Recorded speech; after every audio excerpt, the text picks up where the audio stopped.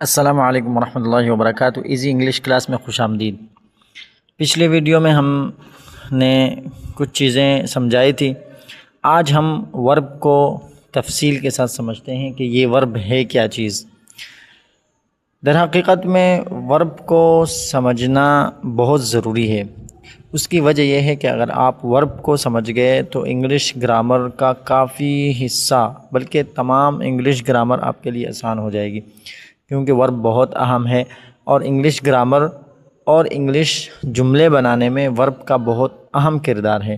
کیونکہ جب آپ کو ورب کا پتہ ہوگا کہ یہ ورب کیا چیز ہے اور ورب کی قسمیں کتنی ہیں اور کون سا قسم کا ورب کس جملے میں استعمال ہوتا ہے، تو اس صورت میں پھر آپ کو بہت آسانی ہو جائے گی انگلش گرامر سیکھنے میں۔ تو چلیے سب سے پہلے ہم ورب کی تعریف پڑھ لیتے ہیں کہ یہ ورب کیا چیز ہے۔ ورب کہتے ہیں فعل کو، یعنی وہ لفظ ہے جو کسی کام، حالت یا کسی واقعے کو ظاہر کرے۔ مثال کے طور پر کھانا کھانا۔ کھانا کھانا یہ ایک کام ہے، ایٹ، انگلش میں اس کو کہتے ہیں ایٹ، یعنی کھانا کھانا۔ دوڑنا یہ بھی اسی طرح کام ہے، ایک کام کو ظاہر کر رہا ہے، اور اس میں یہ بھی ضروری ہے کہ اس میں زمانہ بھی پایا جائے۔ مطلب جیسے وہ دوڑ رہا ہے تو کسی زمانے میں دوڑ رہا ہوگا، بغیر کسی زمانے کے فعل نہیں پایا جاتا۔ اسی طرح سونا، سلیپ، یہ بھی ایک حالت ہے، اس کو ظاہر کر رہا ہے۔ اس کے بعد آپ یہ سمجھ لیں کہ یہ جو ورب ہے اس کی 3 شکلیں ہوتی ہیں، یعنی ہر ایک ورب کی 3 شکلیں ہوتی ہیں۔ جیسے گو ایک ورب ہے تو اس کی 3 شکلیں ہوں گی، اس کو کہتے ہیں ورب نمبر 1، ورب نمبر 2، ورب نمبر 3۔ اور دوسرے لفظوں میں اس کو کہتے ہیں فرسٹ فارم، سیکنڈ فارم اور تھرڈ فارم۔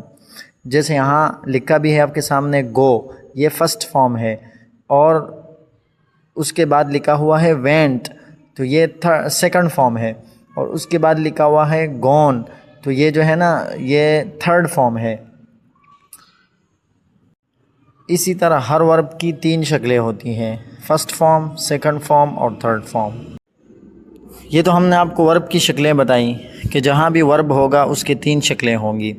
اس کے بعد ورب کو آسانی کے ساتھ یاد کرنے کے لیے ہم 2 قسموں میں تقسیم کرتے ہیں، تاکہ جہاں بھی ورب ہو تو اس کو آپ پہچان سکیں کہ یہ کون سا فارم ہے، فرسٹ فارم ہے، سیکنڈ فارم ہے، تھرڈ فارم ہے۔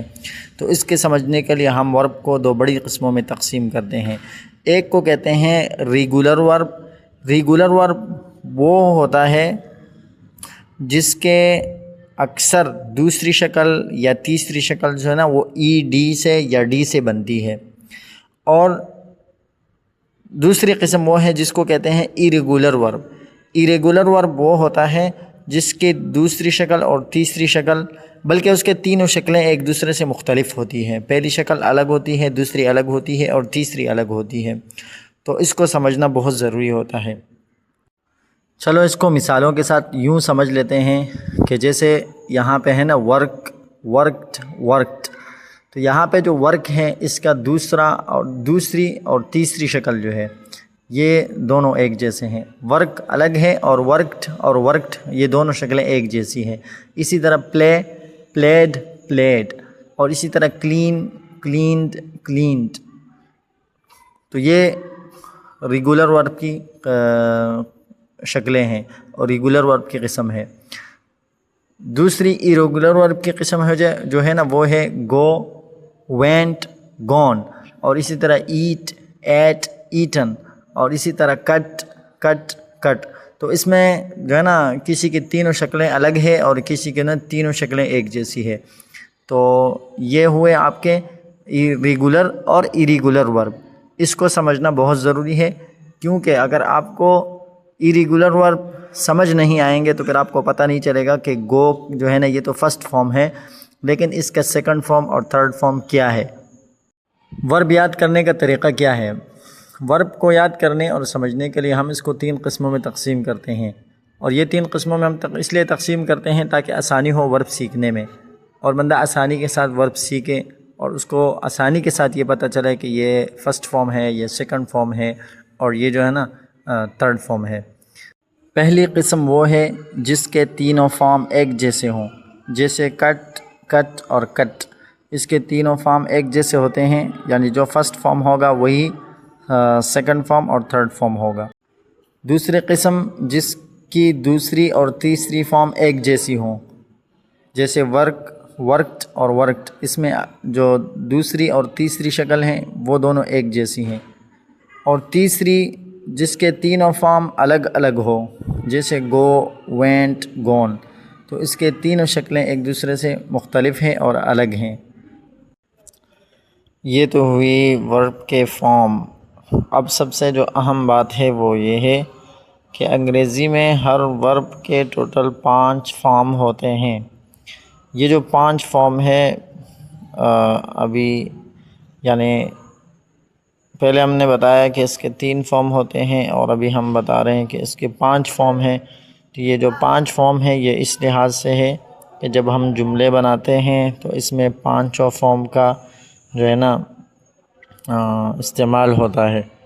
اور دوسری بات یہ ہے کہ ہم 3 فارم کو یاد اس لیے کرتے ہیں کہ یہ جو چوتھی اور 5ویں فارم ہے یہ پہلی فارم سے بنتی ہے، تو اس وجہ سے اس کو الگ ذکر کرنے کی ضرورت نہیں ہوتی، لیکن بتانے کی ضرورت ہوتی ہے کہ 5 ہی فارم ہوتے ہیں، کیونکہ اگر پتہ نہ ہو کہ 5 فارم ہیں تو پھر مشکل ہو جاتی ہے، اور کسی جگہ میں پھر سمجھ نہیں آتا کہ یہ جو فارم ہے اس کا تو ذکر ہے نہیں اور یہاں استعمال ہوا ہے۔ تو اس وجہ سے ٹوٹل فارم جو ہے وہ ہے 5۔ یہاں اس کی مثالیں بھی پیش کی ہے، جیسے گو، وینٹ، گون، پھر گوز اور گوئنگ، اسی طرح ورک، ورکڈ، ورکڈ اور ورکس اور ورکنگ، اسی طرح کٹ، کٹ، کٹس اور کٹنگ۔